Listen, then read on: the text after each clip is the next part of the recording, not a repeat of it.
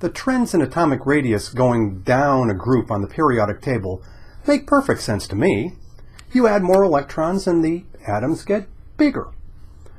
But going across a period, you add more electrons and the atoms actually get smaller, not larger. Why would that be? We have to consider what the valence electrons actually feel. Now, to think about what electrons actually feel, we're going to use the analogy of a bonfire. But this one's a little different. It's bring your own log.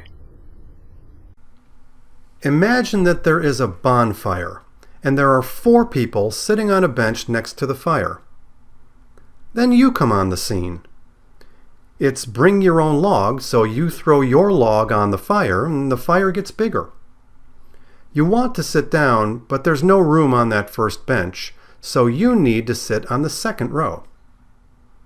2 things to think about. When the fire got bigger, did the people in the first row feel more heat? Yes, of course they did. When you sit in the second row, do you feel as much heat as they do? Well, no, in part because you're farther away, but also because the people block or shield some of the heat from you. Let's call that shielding.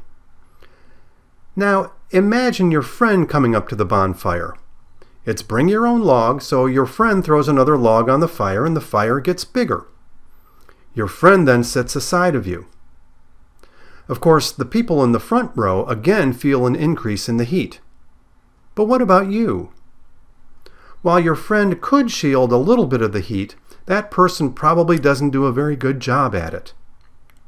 Again, you don't feel as much heat as those in the first row because they're pretty good at shielding you.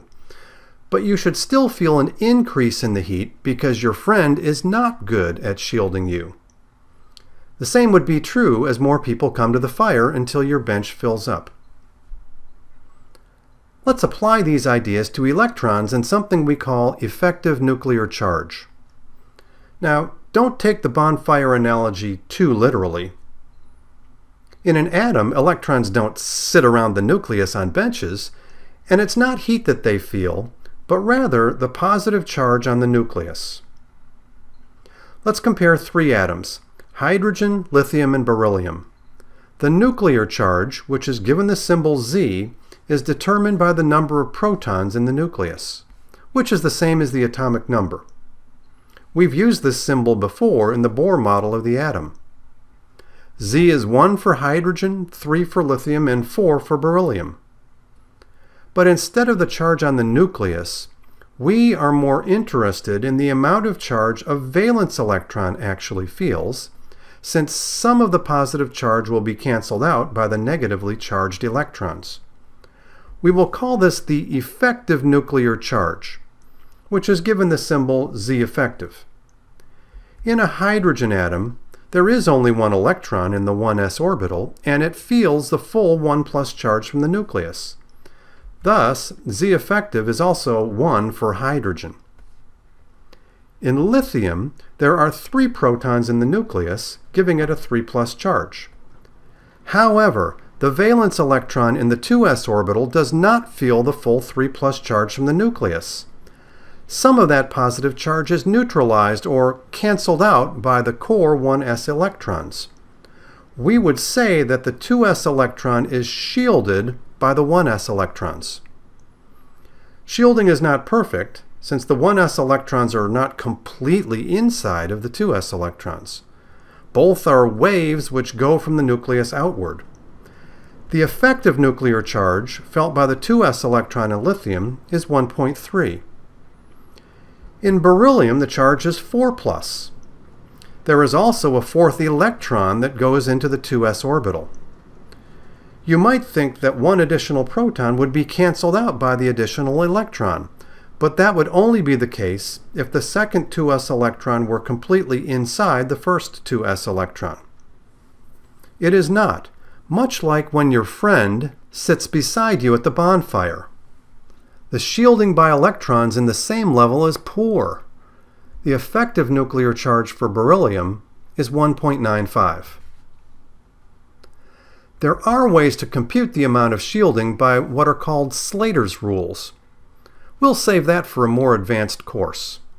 All we're interested in now are trends in Z-effective. Since the valence electrons in beryllium feel a greater effective nuclear charge than for lithium, we would expect them to be attracted more strongly to the nucleus, and thus reside closer to the nucleus. This should result in beryllium being the smaller atom.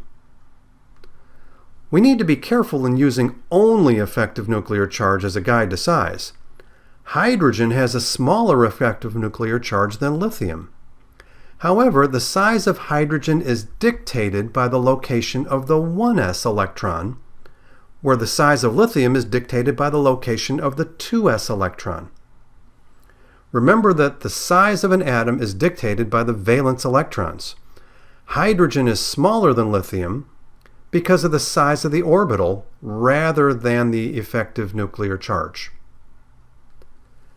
The important thing to recognize here is the trend in effective nuclear charge as you go across a period. Note in Figure 3.2 from the textbook that as you go across the second and third periods of the periodic table, the effective nuclear charge increases. That means that, despite the fact that more electrons are being added, the valence electrons are feeling an increasing amount of positive charge from the nucleus.